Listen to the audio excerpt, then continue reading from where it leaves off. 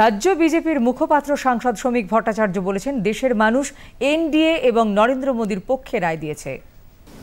স্বাধীন ভারতে সংসদীয় রাজনীতির ইতিহাসে নিঃসন্দেহে আজকে একটি ঐতিহাসিক দিন। একটা রাজনৈতিক দল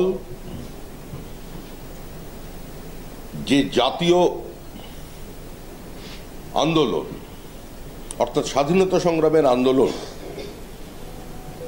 কে কোনো রাজনৈতিক প্ল্যাটফর্ম না বানিয়ে, কংগ্রেসের গর্ভ থেকে জন্ম না নিয়ে, কোনো দলকে না ভেঙে ধারাবাহিকভাবে 50-এর দশক থেকে নিজেদের ঘোষিত নীতি সিদ্ধান্তের সঙ্গে আপোষ না করে, কারোর আঁচল না ধরে, কোনো ধরনের রাজনৈতিক মতাদর্শ থেকে বিচ্যুত না হয়েও মানুষের ভোটে, মানুষের কথা বলে, মানুষকে সঙ্গে নিয়ে তৃতীয়বারের জন্য কেন্দ্রে সরকার গঠন করতে চলেছে।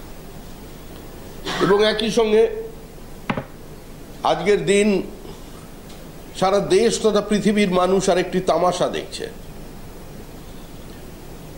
যে তথাকথিত একটা জোট, যে জোট কতদিন পর্যন্ত অটুট থাকবে জোটের নেতারা সেটা জানেন না।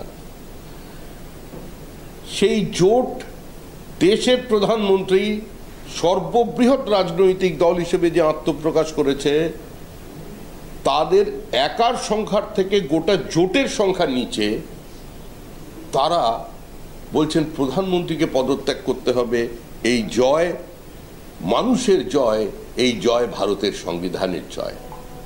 একটা রাজনৈতিক প্ল্যাটফর্মে, একটা পলিটিক্যাল পার্টির প্রেস কনফারেন্সে ভারতের সংবিধানকে এভাবে রেখে দেওয়া যায়, ফেলে দেওয়া যায়, উল্টে দাঁড় করিয়ে দেওয়া যায়, এটা কার অপমাননা, ভারতীয় সংবিধানের প্রতি কতটা মর্যাদা দেশের প্রাচীনতম রাজনৈতিক দল ভারতের জাতীয় কংগ্রেসের আছে, এটাও দেশের মানুষ দেখছে।